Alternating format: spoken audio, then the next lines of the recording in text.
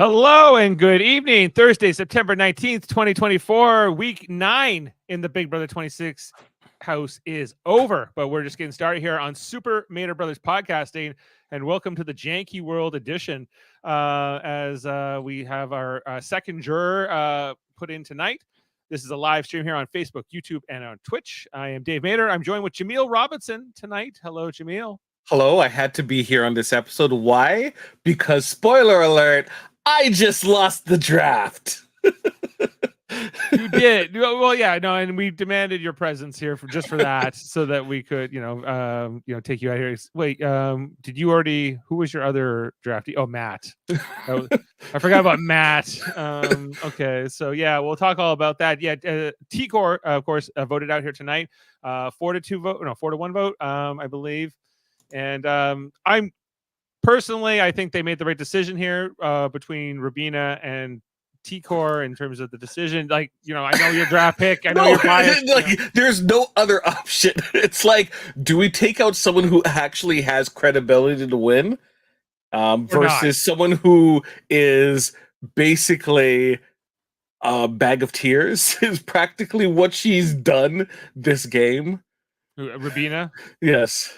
Yes. It's all those things. In terms of Rubina's credibility to be a winner, I think that obviously that didn't get a lot into the episodes this week, but I think that seems to ring true for me based on what I've seen just on the show too. Even though, so we're gonna talk all about it. Let's talk about this whole week in Janky World, Jaemeel. And I gotta say, I was impressed with how this went.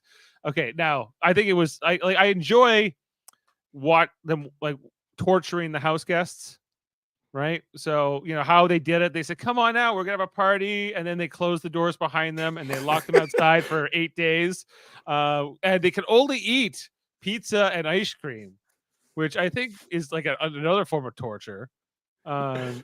So keep in mind, it's not like they had a regular bathroom. They had porta potties. They're sleeping in the open air. They're out in the sun all day. Sun too, right? And rain. You'd notice that there are times that people were wearing what's it called again? Ponchos because it was raining too. Yeah, there was a lot going on there with the outside. Like, they've done this before. Has it only been once before they've done the outside for a week? They've done outside before, but most recently they had the Fire Fest. I think it was 2 seasons ago. Yeah, and like this one they didn't know it was happening. Like, I remember they did maybe it was like 4 of them were inside and 4 of them were outside 4 all the time, and 4. But this time it was like they didn't have time to like pack or prepare or go out there. They were just in this janky world, which is great. It's great. I enjoyed that. I thought that in terms of how the week played out here with the strategy, Leah being the HOH, I was kind of, I thought it was good for her to win at this particular time. I'm impressed that she just went after this trio here of T-Core. Are you though? Well, what else would I be impressed by? If she went after Chelsea and T-Core from the get. No, I don't think you can okay, so I was thinking about this watching the veto episode. I was like, it doesn't make sense to put one from each side up together, because I think it's creating too much of a war on two fronts. If you look at it, it's like basically you have 3 voting blocks out there in this house in this particular week. You had the trio of T-Core, Chemo, and Rubina. Then you got Mackenzie, Cam, and Chelsea, and in the middle you have Leah and Angela, who end up having all the power this week, right? And so I think if Leah were to have gone through with putting, somehow she gets Chelsea and T-Core up there, I don't think it's the right move for her, because it's creating waves on both sides. And next week when she's not in power, she's almost certainly going to be a nominee, right? So she's more likely to target one side than the other, and and then maybe take out worry about it after the fact. What prevents her from being a nominee next week? Nothing prevents it. It's just in terms of what momentum you want going into the week, right? And how many people do you want against you? So, okay.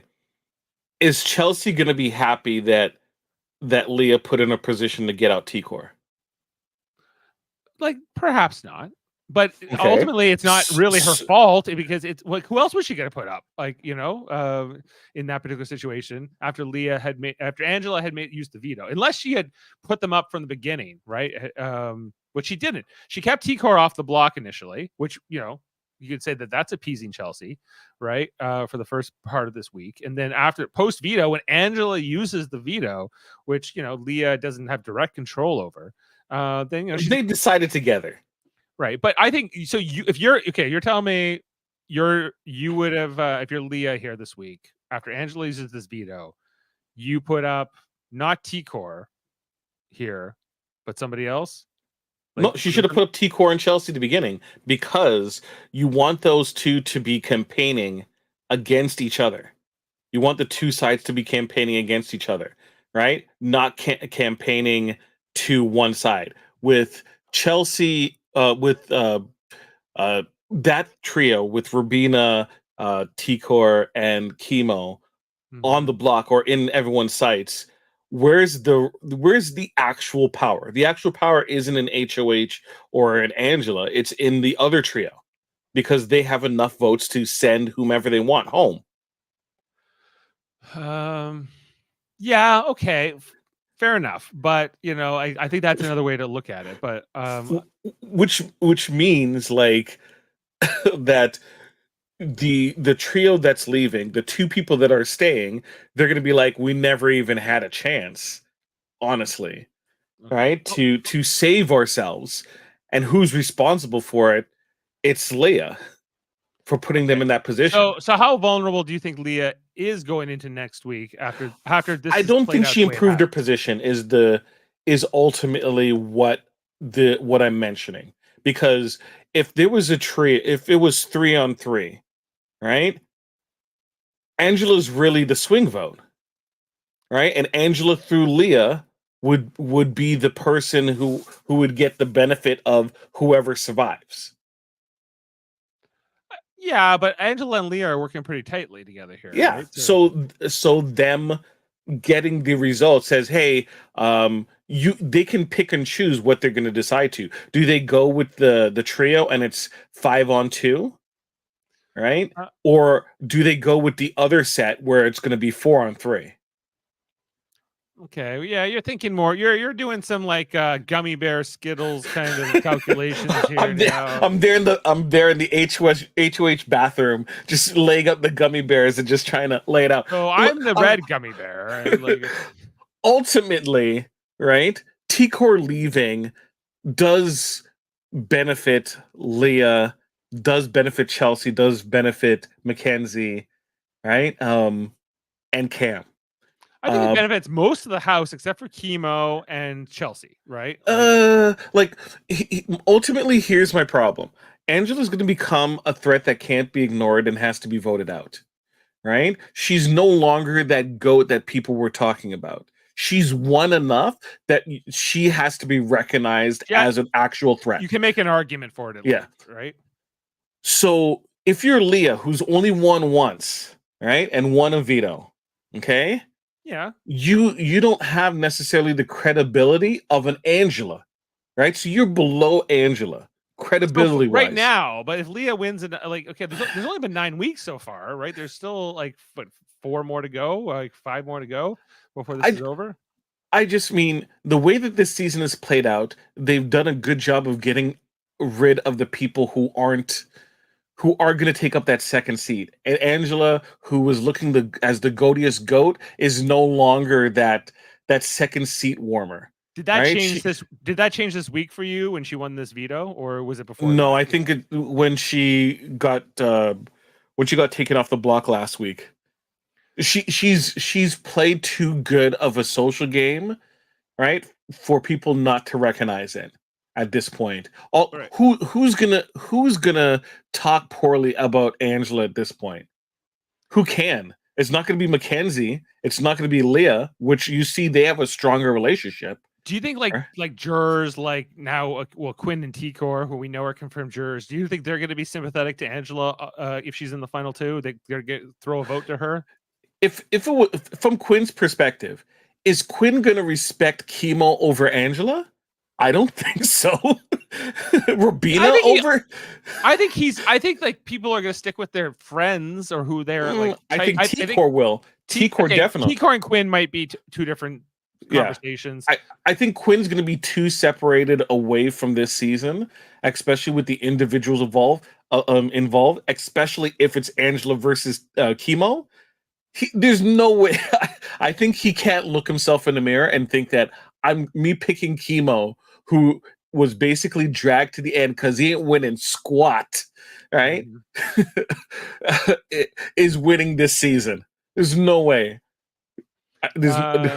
Well, Chemo. I agree with you. Has got a really hard case to win right now. Right, he's been sort of a floater of all floaters. He's kind of the GOAT now to take to the end here, more than Angela in some ways. He gets a veto played on him this week, and like I just need to also talk about the fact that like is this gonna be a record for a season, right? With like how it's many? Already 9.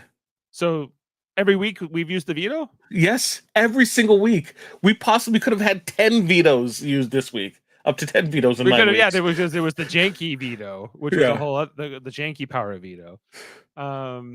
But that didn't happen because Leah didn't really need it, because once Leah and Angela controlled both things, it didn't really look like Leah better tell every single soul that she ever meets for the rest of her life that she threw that competition, because that was the most embarrassing thing ever. Through the competition. She better be left-handed.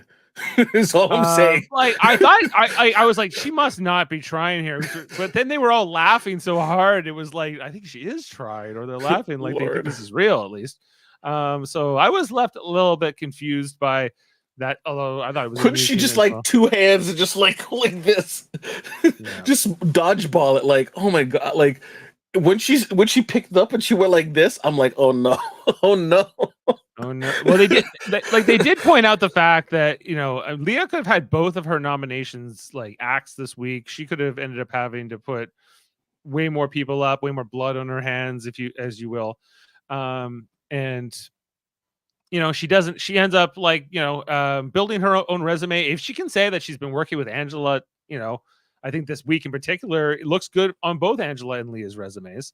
I agree that I think there's certain people who are lower on the totem pole and certain people who may be a little higher on the totem pole in their positioning. But would you put if it was Angela versus Leah, who would you vote for? Leah.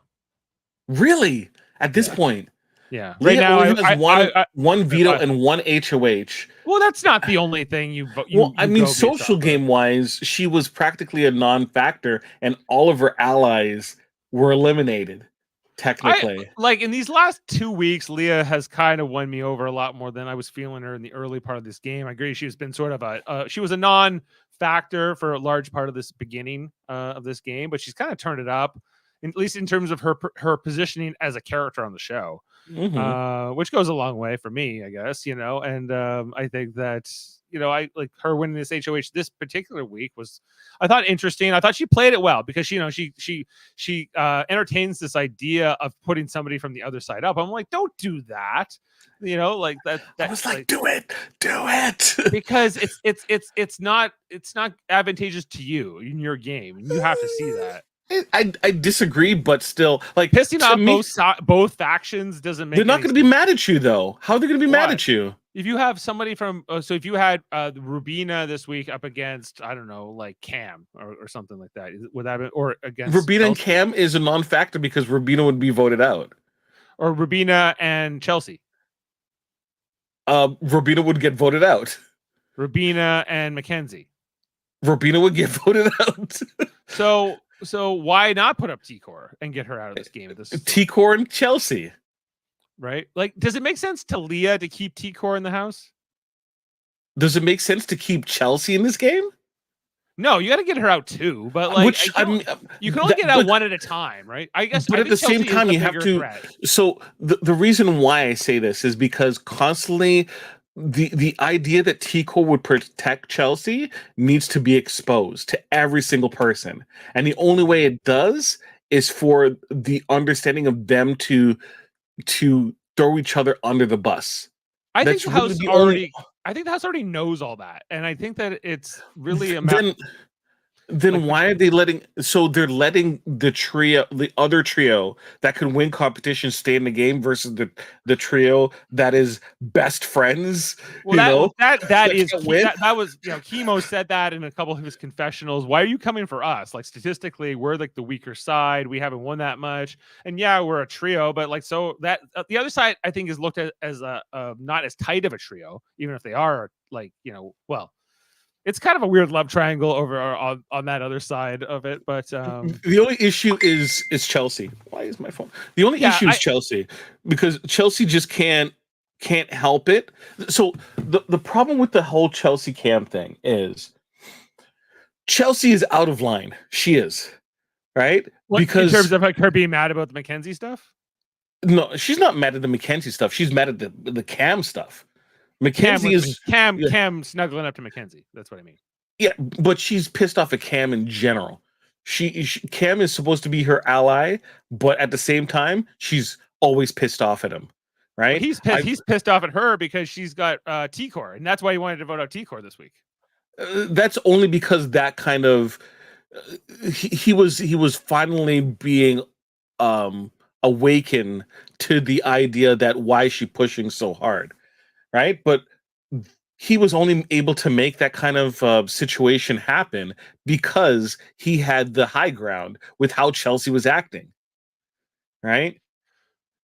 So Yeah, typically, this has been happening like more or less off and on for weeks on end. Well, Chelsea has been like, going through Cam's clothes and making comments about how nasty he is and how he doesn't, clean and how his stuff is so sweaty and musky and it's been repeatedly a ongoing thing. And Cam has been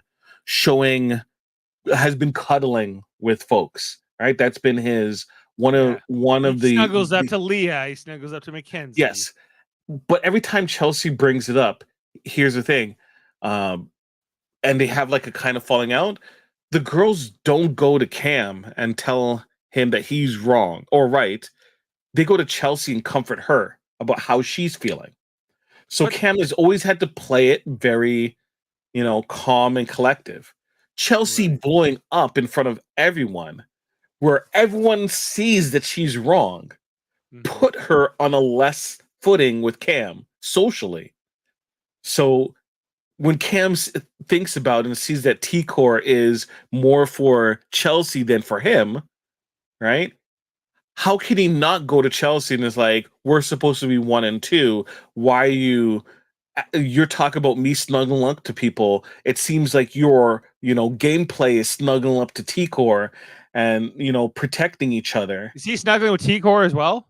No, he's not real. Not really. No. T Core is mostly hanging out with Chemo and Chemo Rubina all the time. That's the all the time. thing. It's Okay, so just when if you're Leah and Angela, or even if it's just Leah here this week, and you're yeah. trying to decide which trio you want to target, because I think it makes more sense to now. I agree that you do the Chelsea T-Core thing. I think that's a viable third option.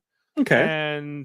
But if one of them comes down, it's kind of messy, right? After that, I think you've sort of taken a shot at either T-Core or Chelsea, and next week you're dealing with the aftermath of that.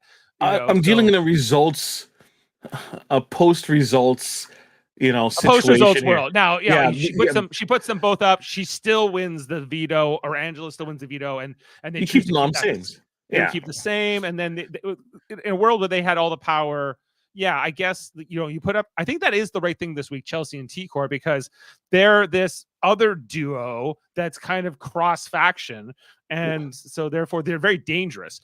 Even if you look at the Chelsea side, Chelsea and Cam clearly have issues, right? Clearly aren't working that well together. Versus T-Core, who is she's okay. She is solidly locked with Chemo and Rubino. Now, do any of them win anything? Not really, but it's sort of. But that's more unbreakable, and that's why. But it's more socially, T-Core has been putting a lot of work to keep Chelsea safe. One right. of the main reasons why Chelsea is in such a good position, right, and hasn't really been targeted, even though she's clearly been a threat for a long time, is because of the work that T-Core has done.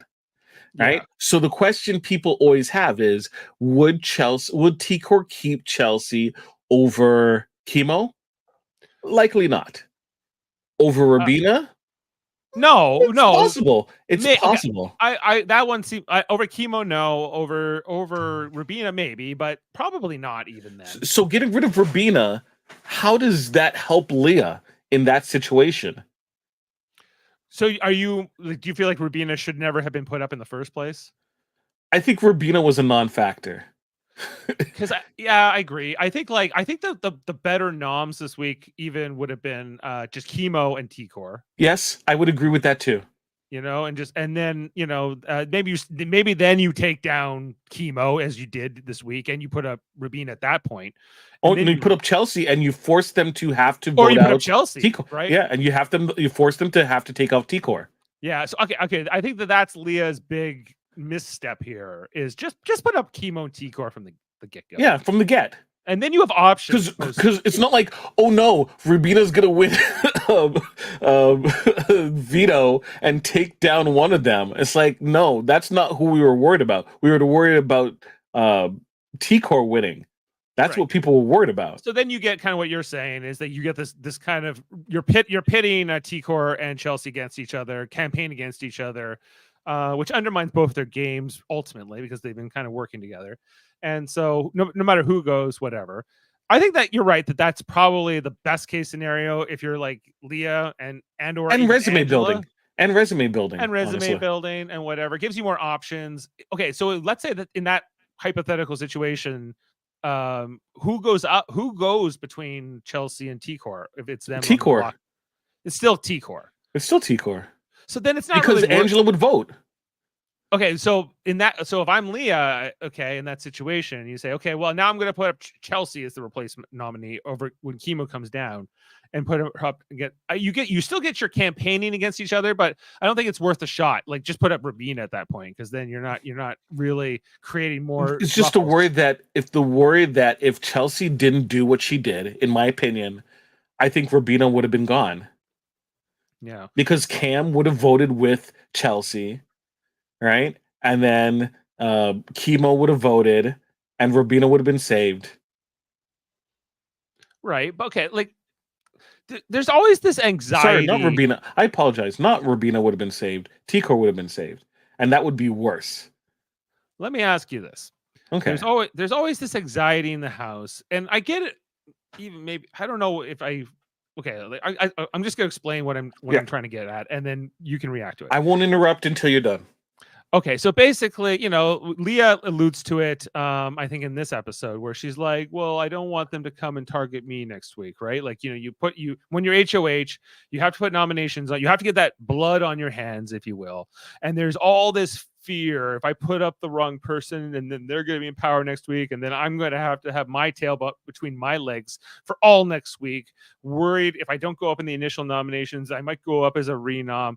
But as you get down to like week 9, we're in the jury phase now, that shouldn't matter even more than ever because you have to eventually turn on everybody, right?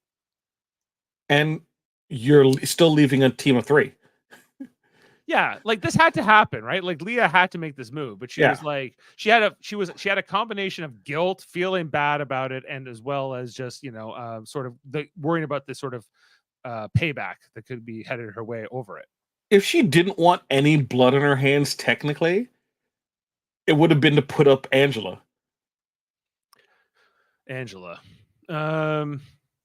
Technically, if she wanted 0 blood, it would have been sacrifice Angela, right?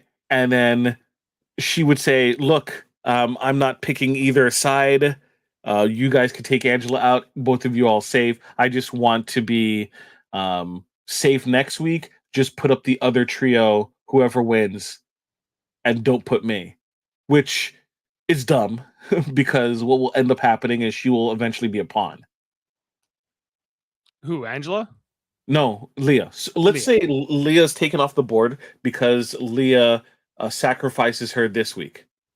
So she doesn't get any blood on her hands in terms of either trio. Right. Next week, whatever side of the trio wins, they're obviously going to put up the other trio. Right? Mm-hmm. One person is going to stay off the block. Especially in the case of the Chelsea, Mackenzie, and Cam's side, they're most likely to win veto. Right? So they would take one person down, right? Plus be safe, right? And then Leah would have to go up as a pawn. Right. You have no more options. Yeah, you have no options, and then you have what? It's 2 versus 3. 2 versus 3. Yeah. With the tiebreaker, or is it 2 versus 2 with the tiebreaker being HOH?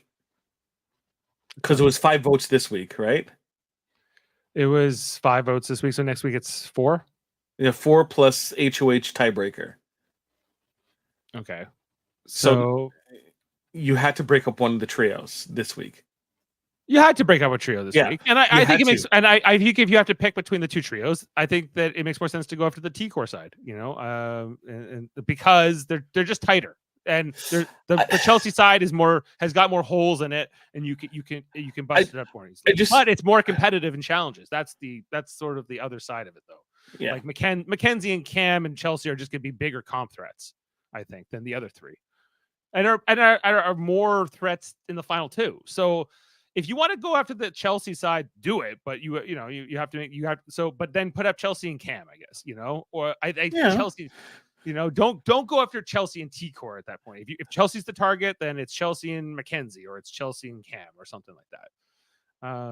Right. And then, and then take the one, like, what can you really fault if that was what Leah did this week, if she got out one of those 3 players, no matter what? However, if they were all on the block, they might have fought for these 2 vetoes more rigorously. I don't know. So do you think they were trying? You were looking at that puzzle. Do you think they were trying?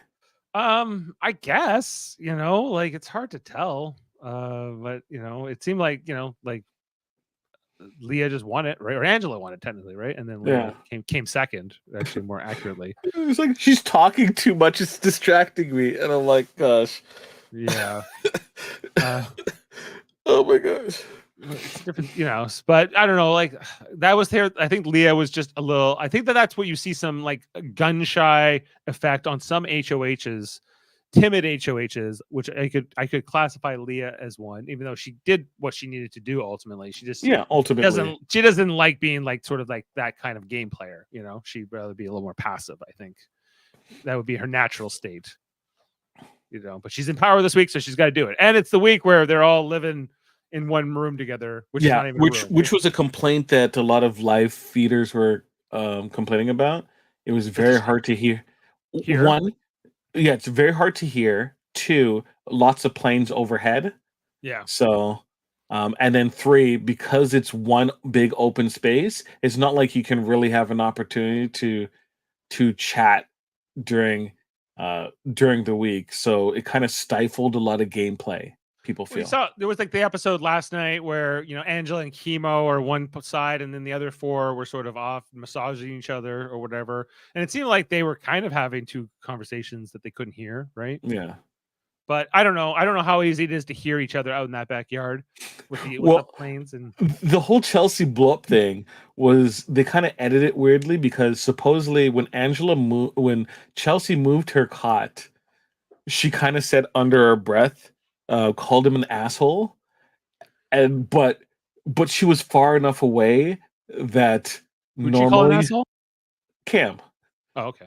Yeah. And then Cam's like, what do you mean? How am I an asshole? Right? He was able to say that, right? He heard it, just because like it's a big open area, that even though she didn't say it loud, it could still be heard.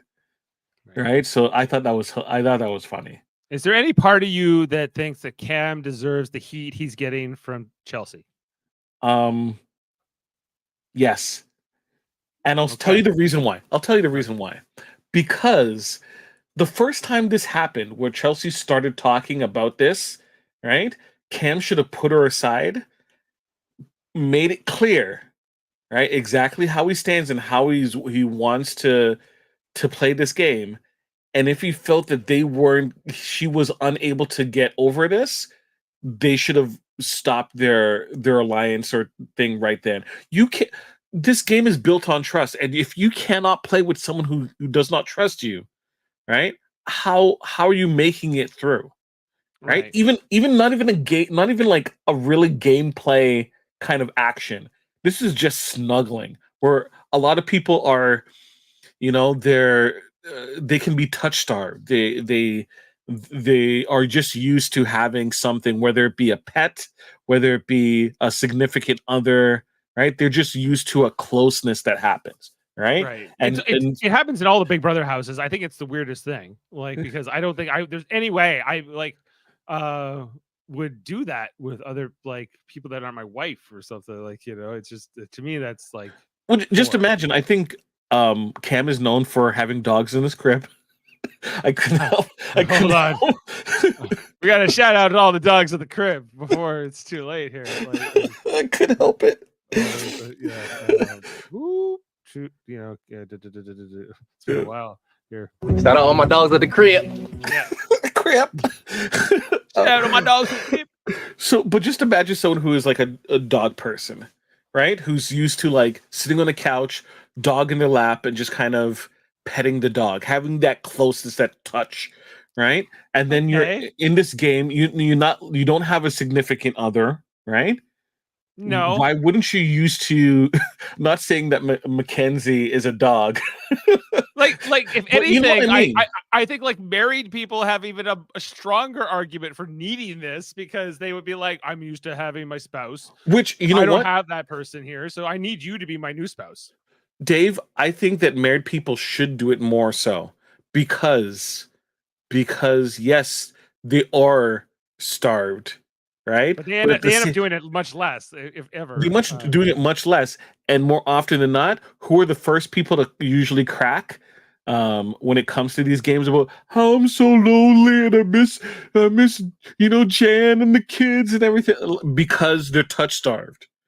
Right, but they don't want to be touching with like the young, pretty people. So maybe that's why Kenny had to go. He was seeing all this affection and he was missing his own affection, and he didn't feel he could get touchy feely with kids, basically, in comparison. And so Yeah, he was I'm just I'm like, just I'm being serious when I'm saying this, that it's quite a possibility that mentally that a lot of these people cannot handle these things because they are so touch starved. Survivor, people are able to get away with it because for warmth they end up huddling together every night, regardless of Survivor is a different I story. know. But yes.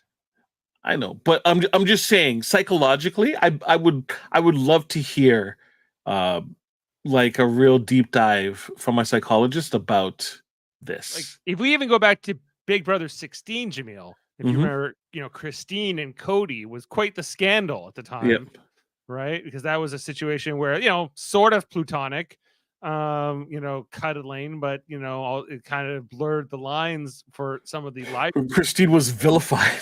She was booed. One of the Yeah. biggest boo jobs coming out of her eviction ever, like in Yeah. the history of the game. I don't know if it was deserved. Like I wasn't a huge fan of Christine either, but maybe a little harsh. But she, and Cody kind of got scot free on all of that, Which right? is typically what happens because Yeah, I think Christine's boyfriend was on socials a lot, so that was the reason why. husband. It was Husband, sorry, yeah. husband. You are correct. Right. Husband. That's I remember. We're going back 8 years ago, but it was Yeah. still fresh in my mind. I know Jeff isn't joining us tonight, but I wanted to give him an update on one of his favorite segments of all Big Brother is who is the good people of the season.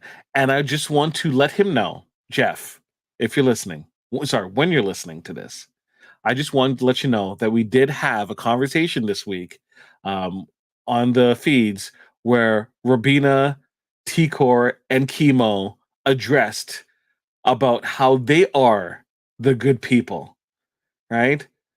The good The people good who, people. yes, they're the good people, Why are they the right? good people?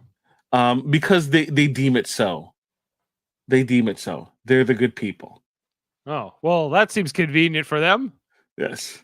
Someone pointed out on other socials or podcasts that how is it that the good people are also the people who suck at the game? That's Just well, saying. like okay, like are the T-Core and them, are they popular on the live feeds with the live feed people? Are they cheered for? Like No, not really, because what ends up so T-Core and Chemo especially are respected in terms of their game knowledge and their understanding of what's happening with the house. That being said, they talk about, okay, we're going to do this, and then they never do it. And this is from week one, where they've had a good sense of what's happening in the house, and everyone gets excited that they're going to do something like blow up something or mention something because they have this inside scoop, and then they do nothing. right. So people And this want is to cheer for 9 weeks of it. No, people are just tired of them. tired. They have all these grand plans, but no follow through. So yeah, like even before Leah made her nominations, T-Core and Chemo were talking about they're most likely going to put you and Rubina up, right? Right. But if you can convince Thing to put even one person on the other side, we have an opportunity to kind of save one of our own. Yeah, Right? well, Votes that would wise. be that would be the most advantageous for either. So T-Core told Chemo to go talk to Leah. So what did Chemo do? Nothing. Nothing. He's got nothing. Like, was it because of the the having to be in the backyard? No, all week too? no. It's what they do. It's literally what they do. Which is they talk about doing something and like, then they don't do it. hypothetically, we would do all these great things, right? Yes. But we won't do those things. No, because laziness. Is it just laziness? Laziness. Are they lethargic? Maybe. That's all they do. They just talk. It's talk is cheap. Yeah. In the Big Brother house. So I don't know. Like everyone liked T-Core, and she gets voted out here tonight. And I think they made the right call voting her out. But was she that big of a threat? I think you can. People did like T-Core a lot. A lot of people said she's going to win if she gets to the final two, right? So don't get socially, everyone respected her. She has a good grasp of the game and what's going on. She didn't really like which bad blood did she make? Like the people that she technically would have had bad blood with is Rubina, because Rubina's main squeeze was voted out on her HOH. True. And then she made Rubina one of her close allies. Like she did cut Tucker's throat, and then she took Rubina under her wing after that, basically. So who has bad blood with T-Core? I guess nobody. So but it seems because they said that they're the good people, and so is that more coming from Chemo, or is that T-Core as well? That's all three of them. That's all three of them, because they're such good friends and they're good to each other, and they're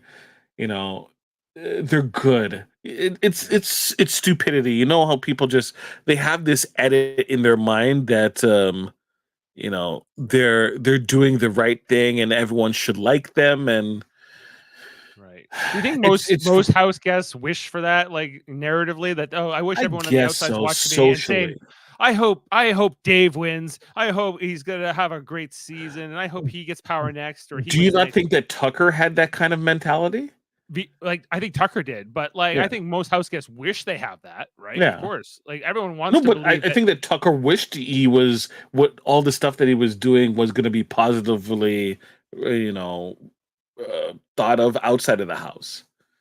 He didn't know for a fact until he got that vote. No, he was, but I think he had some sense based on his confidence that he was kind of sure about who he was and how he wanted to present himself and whether or not people would like him generally. Mm-hmm. Some people are completely out of touch with that. You see some people get cast or go on these reality shows. Joseph. More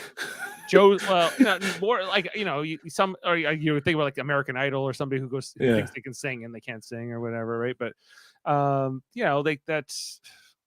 it's. Where was I with this? Sorry. No, a lot of people don't necessarily have an idea of how they appear socially, how they come across socially. Yeah, they all wish that they're America's favorite house guest or whatever, and they're gonna get that money or whatever. Some people might want to play as a villain, right? I think Quinn was such an example, but I think deep down he wishes that they would give him some kind of great power, or they would like him on the outside, or they cheer for him when he comes out, right? Like, who wouldn't? Which goes back to what Jeff constantly talks about in terms of the Jeff lack Mader or Jeff Probst? Jeff Mader. Okay. the Jeff that matters to me. The Jeff that matters to you. All right. Yeah, Jeff that matters to me.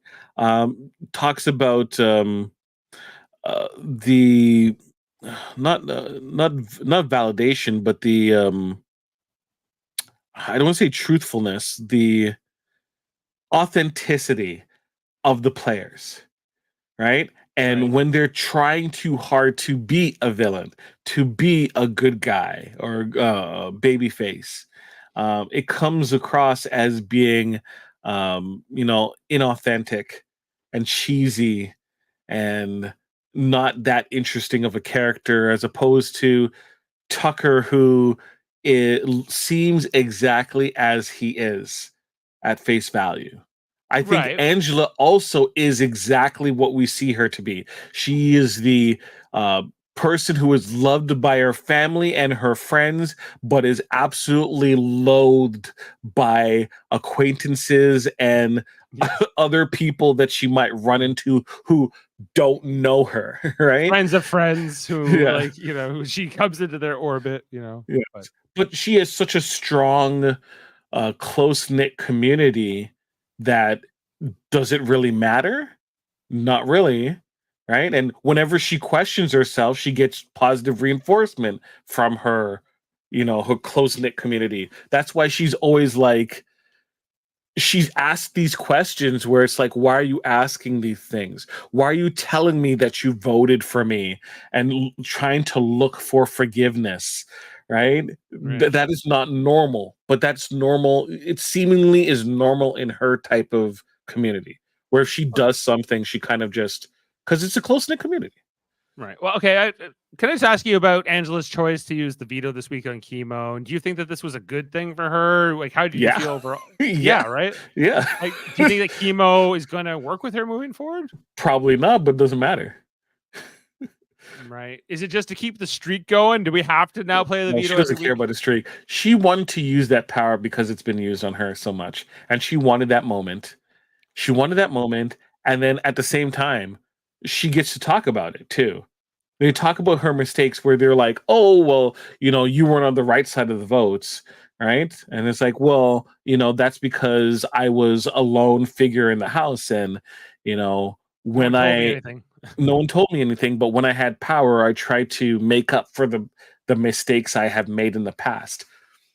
Nothing anyone else can say can take away from that statement being true. Right. Yeah. Yeah, and I guess she's paying it forward to some degree, where she's had 3 vetoes played on her now, and so she's played one on somebody else. She's more than just like somebody dragged along in the game. It's way not more even, yeah, definitely not compared. Like, has Cam won 1 veto? I think Cam has won 1 veto. Has he? Like, if he has it, like, did he use it on somebody? Like, didn't he win a veto? He didn't win HOH.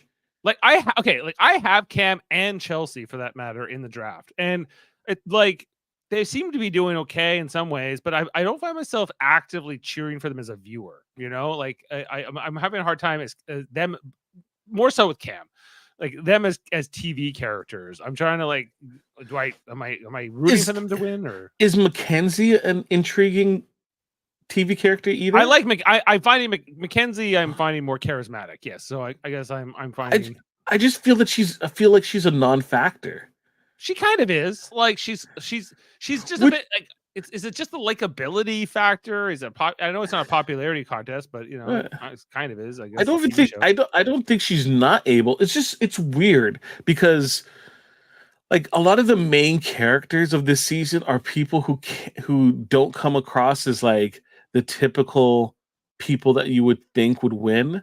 Like the amount of time we spent with Chemo, right? The amount of time we spent with Rabina, the amount of time Cam, who has like people nudging him. I think the amount of size and just this was the most emotional I've seen him with how angry he was about Janky World, Yeah. right? Well, they all hated Janky World. Well, like he like they were like really focusing in on his facial reactions and how much he hated it, which I'm like, wow. I wonder if they're gonna try to get this type of emotion during his his confessionals because he's so fake. He comes across as so fake in the diary room. Like he just does. He gives them whatever narration they ask for, and he tries to be like he's almost acting, when he's in the diary room, right? Like, but it's not, so it's like once again opera. inauthentic. He's inauthentic. He's inauthentic. Yeah, that's just the way. Shout out all my dogs at the crib. like I need to know who all the dogs are, but well, they're on Twitter. So they don't. It seems like they don't know that much about Big Brother because occasionally you see like questions about like how does this work, how does that work. Okay, so right. And just, is he doing good? He's not been voted out, so I guess that's all right. But like, you would think if this was any other season, he was just going to start dominating because he's the physical threat. But there's also a comment about the type of challenges being more equitable, and that's why we see more of a dynamic game where anyone could win. Right. Okay, but who is, from your perspective now, T-Core's out of the game. We have this final whatever it is, I guess. Here, how many we got left? 1, 2, 3, 4, 5, 7, 6, 7. We have 7 left. Okay, of these 7, who is the most likely winner? Would you say? Would it be Chelsea? Is it Chelsea? Okay, I wouldn't say that that's wrong. I think that Chelsea's a good. She's got the top, maybe the top odds.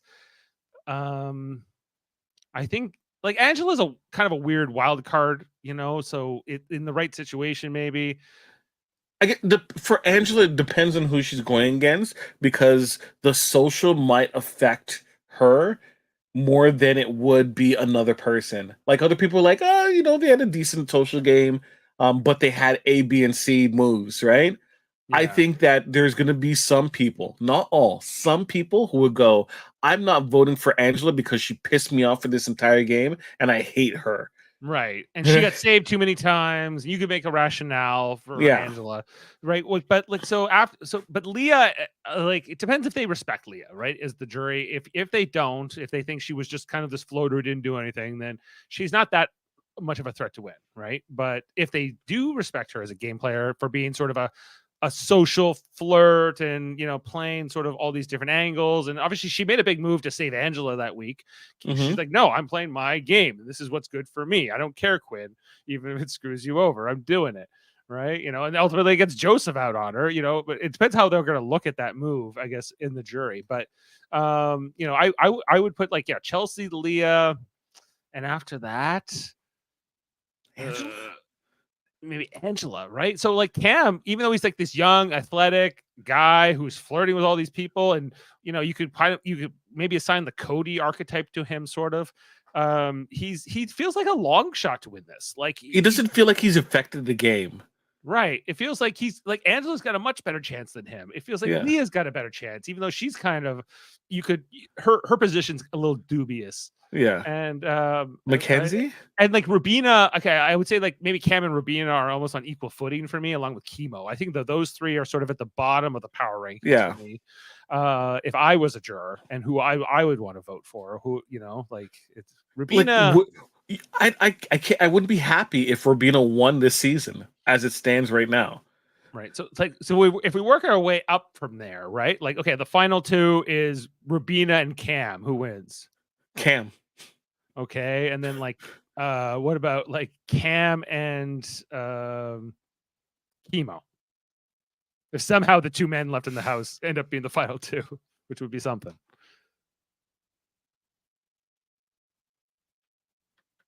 Cam and Chemo is a tough one, eh? Because the only way Chemo makes it there is because he probably got dragged there by Cam.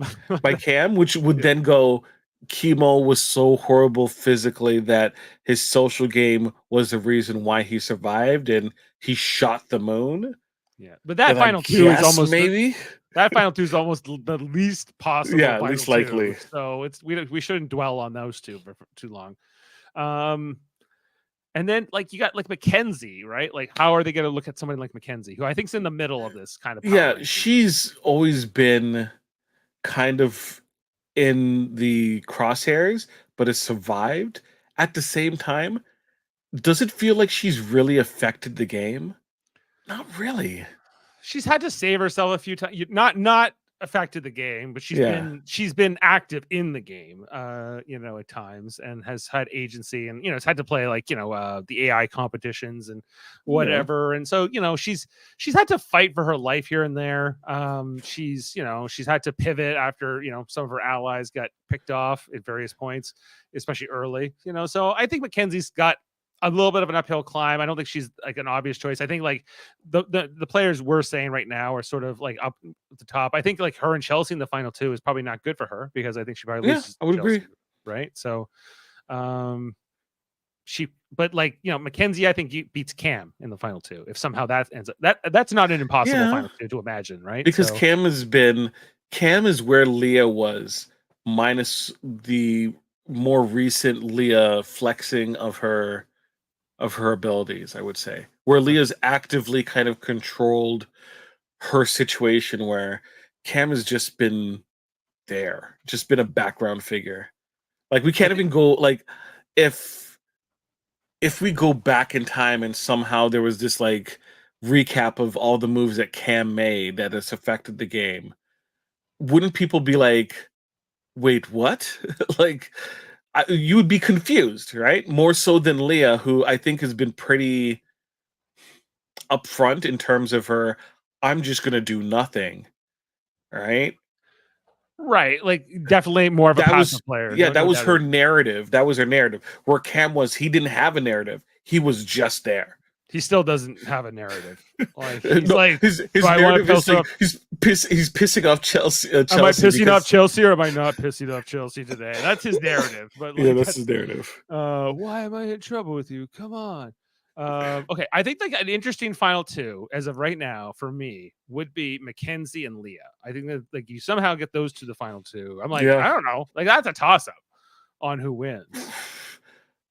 But I would figure that Leah would probably end up be the one to bring Mackenzie there, and therefore Leah would be in the pole position. Well, like you have Quinn voting for her. You had no, Joseph's not there, but like but people Quinn. Like obviously like Angela would vote for Leah. So like I think Leah has quite a few votes in the finals, right? I think Chelsea would vote for Leah as well.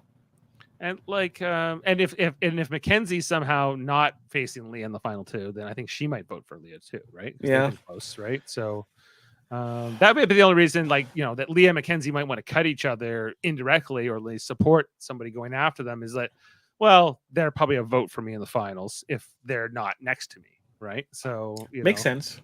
Like, you gotta think that goes through the minds of a lot of alliances, right?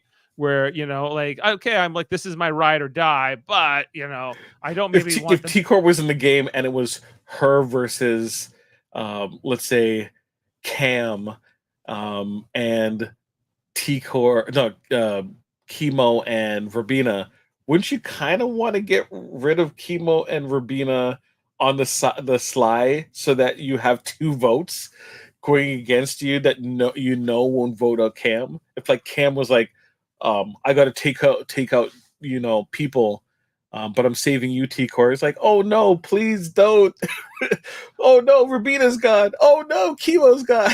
Like, yeah, like I can see like you have to like eventually start losing people, and you can't, like, you can only sit next to some at the end. So do you want to sit next to an ally at the end, or do you want to sit right? Probably not. But a lot of that happens fairly too often.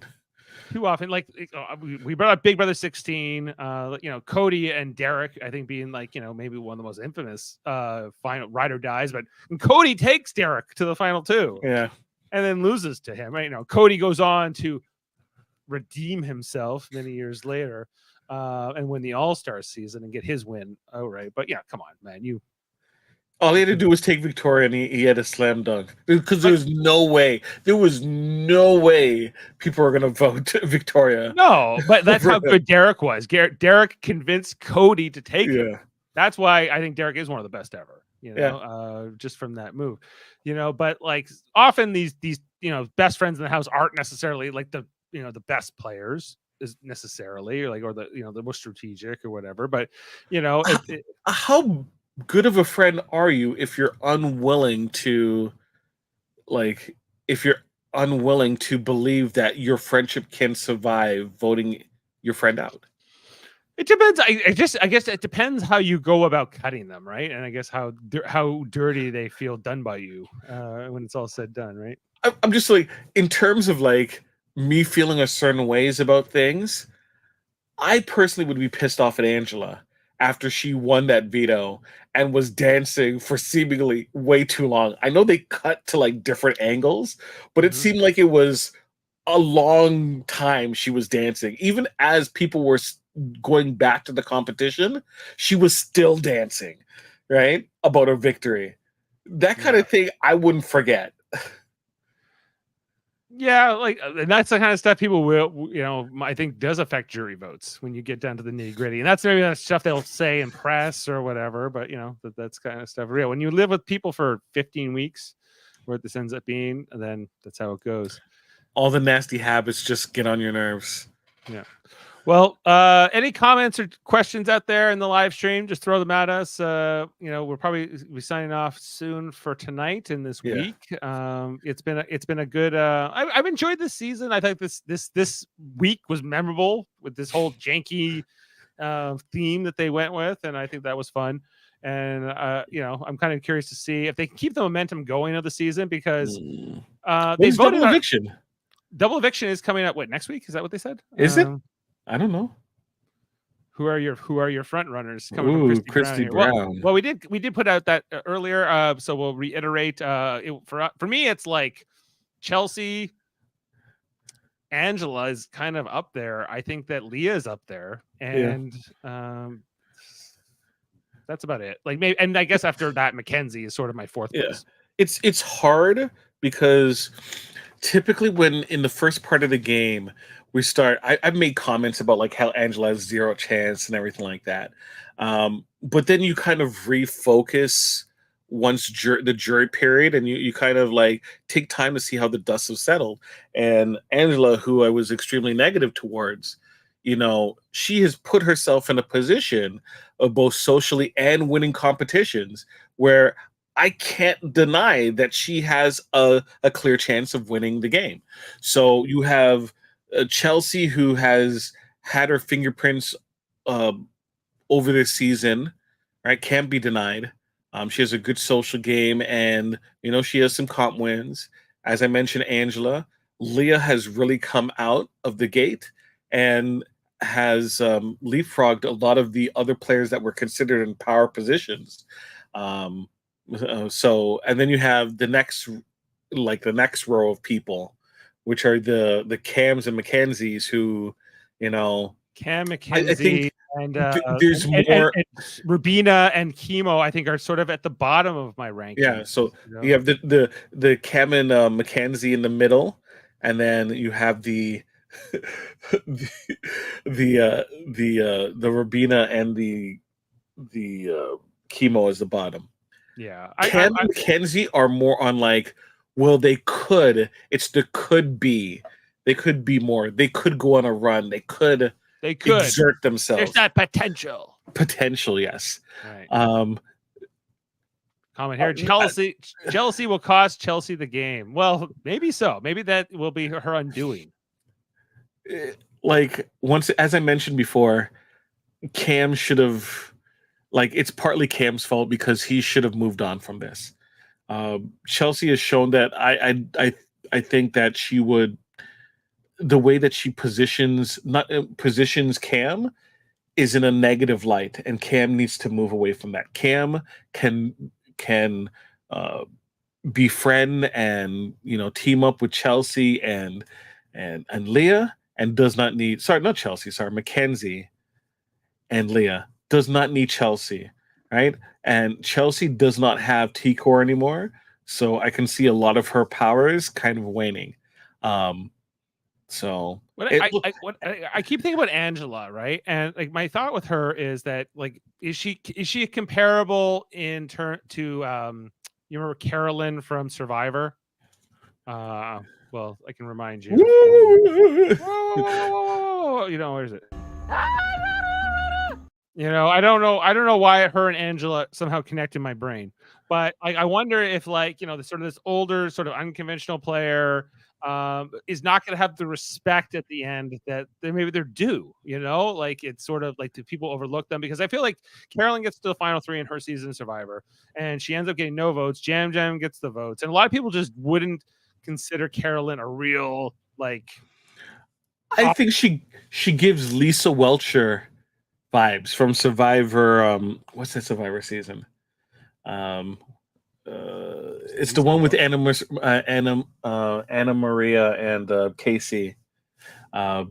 Lisa Welcher from The Facts of Life, right? Who made it to the very end. That was Celebrity, wasn't it?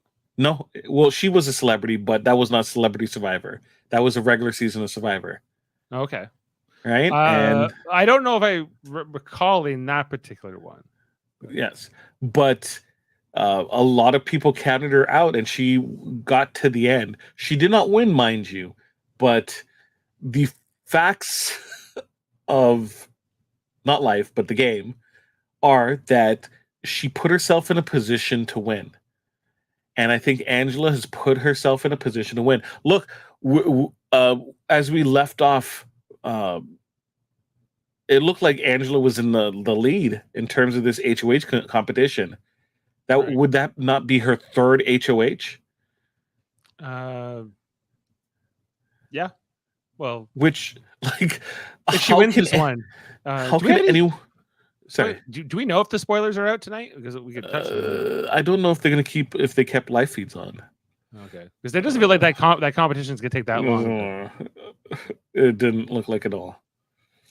Which I'm like, can we just like? I wish you kind of started it earlier, so we could.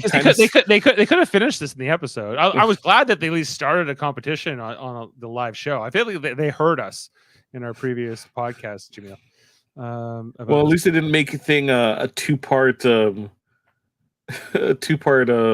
episode for the stupid veto competition. Right. You get sorry to be continued. Right, and so they said next week we're getting an hour and a half veto episode. Is that what they said tonight? We get a what? Next week the episode is an hour and a half on veto on Wednesday. I think because the Survivor episode is an hour and a half too. Oh, so they're using it as 2 blocks? They're using it as 2 blocks, right? To get to the nightly news or whatever they need to get to after that, right? So it's Is there enough content to warrant that? That's the worry. No, like okay, so next Wednesday, you know, like I'm glad we're not doing the Wednesday Big Brother podcast anymore because like that would have been insane. But you know, like when we're done Survivor, we'll come on here and do Survivor next week, you know, and then I'll catch up on Big Brother after the fact. But you know, it's like I don't even if I could watch both of those things back to back, I don't know if I want to. It's 3 hours to sit there. That's a lot. Like even for go for a movie for 3 hours is a long time. Okay. Like me personally, I don't have that big of a problem with it movie wise, but for these type of shows, I'm good. I'm good. Yeah, you like the little breaks, like all the commercials. Well, not even just the breaks per se, but I mean, like just the veto episode being an hour and a half. Really? Yeah, like I think that's insane. Like make the Thursday night episode an hour and a half. If you're gonna make any episode longer, right? It makes way more sense to me. Give us all the goodbye messages. Maybe like if Survivor is going to be keeping 90 minutes for the foreseeable future, can you find a way to make me move Eviction to Wednesday night?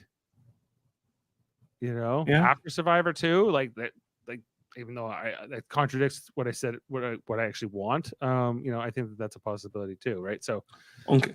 So next week is so you know what's God, I just read it. Next week, we get Zingbot and double eviction next week. So that's why it's an hour and a half. It's Zingbot.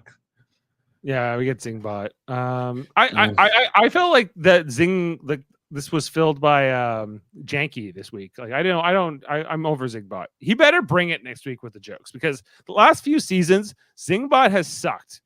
His zings have not been great, but I feel like they have some better writers this season, and I feel like we might get some actual good zings. I'm optimistic. I want to be not pessimistic about all this.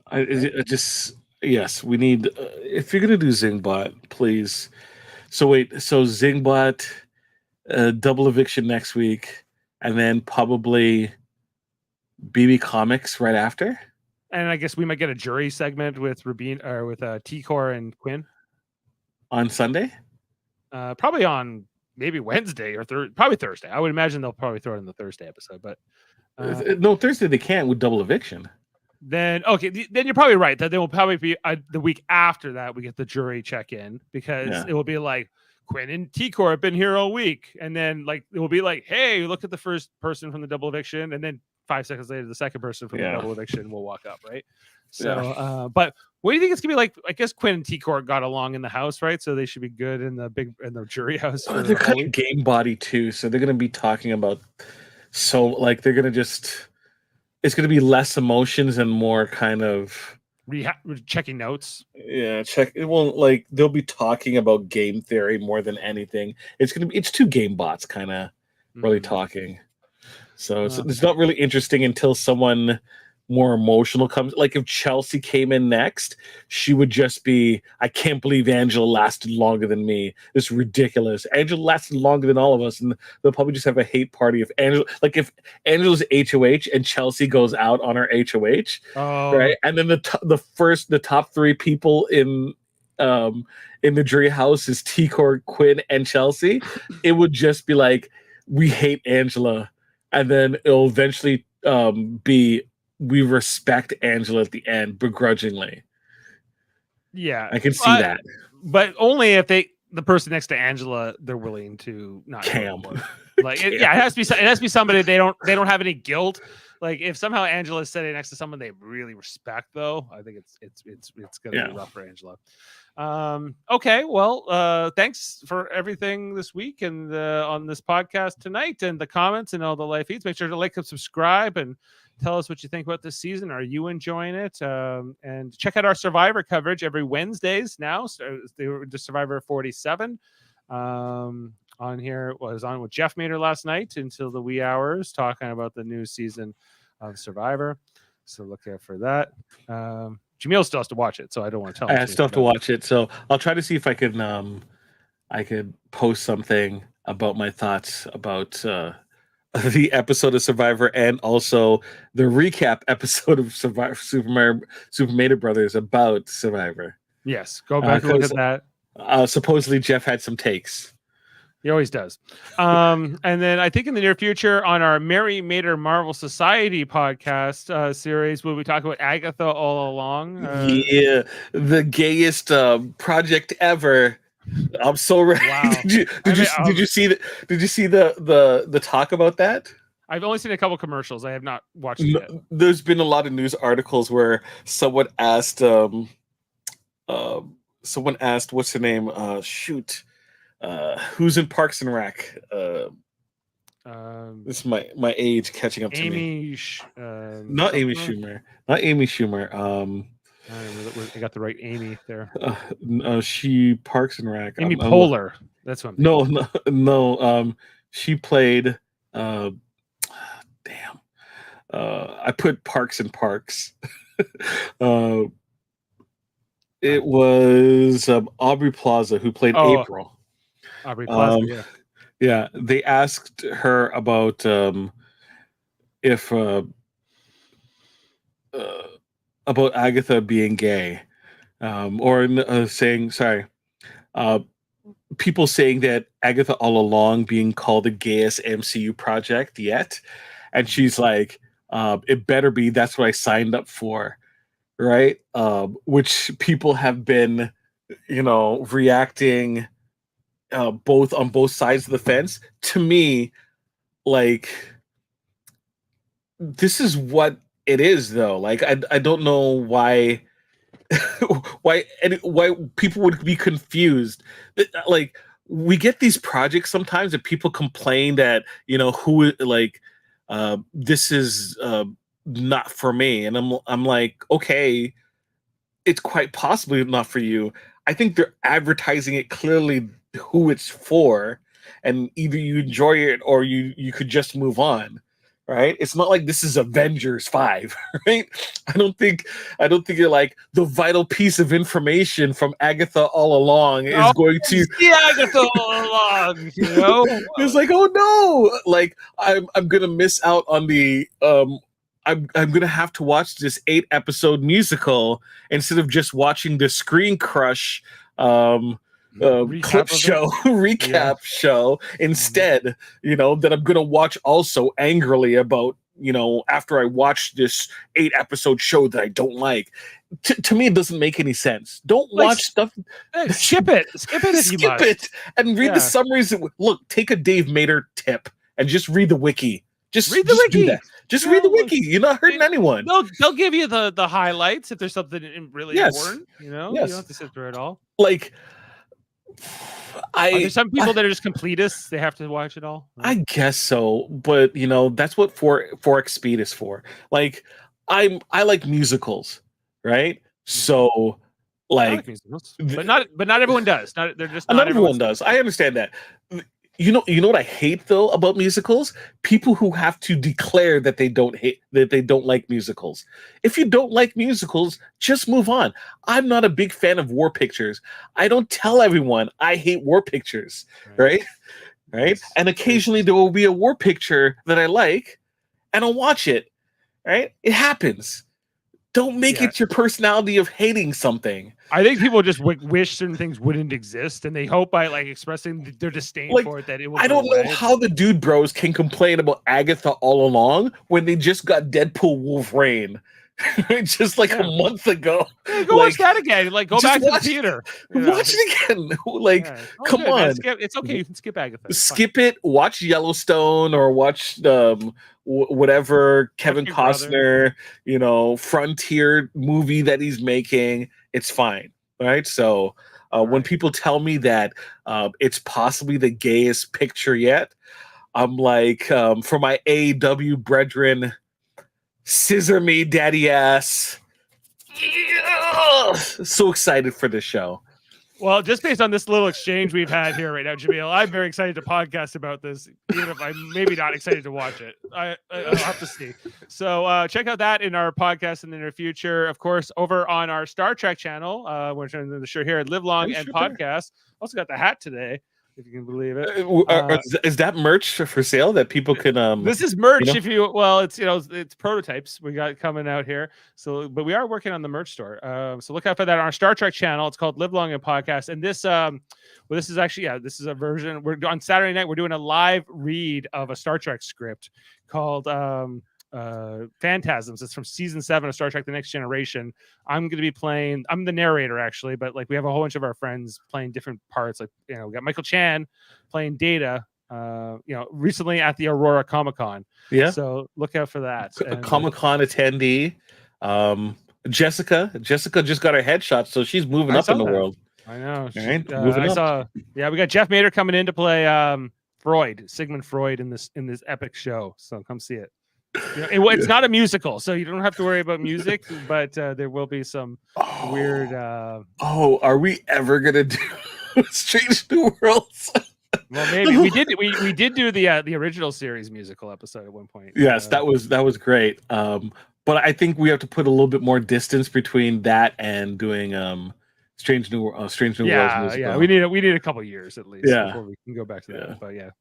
But okay, with all that, I feel like we're gonna sign off for tonight, and I'm gonna leave you guys here in Janky World. Maybe we'll get a copyright, who knows? But thanks to Jaemeel, thanks to everyone watching, and we leave you with some insanity. Have a good one, everybody. Sing along, party.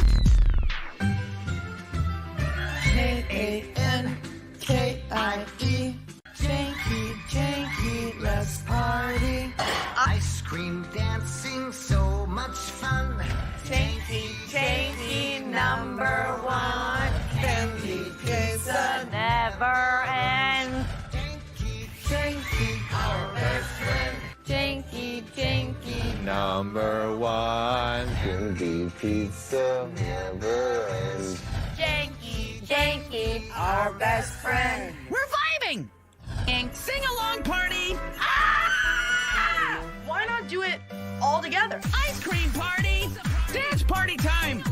Pizza party! Why not? Jankie, Jankie, you love me. Only smiles in Janky World! You. I Beam up some Star Trek content with Live Long and Podcast. Tune in to X-Rated, the X-Men animated review show. Artistic interviews with graphic histories. A roundtable movie discussion with Hey, did you see this one? And movie reviews with Hold Up, a movie podcast. And while you're at it, spin a few records with Eamon on Track. Watch us duke it out on trivial debates. And let's chat about TV with the Super Mater Brothers.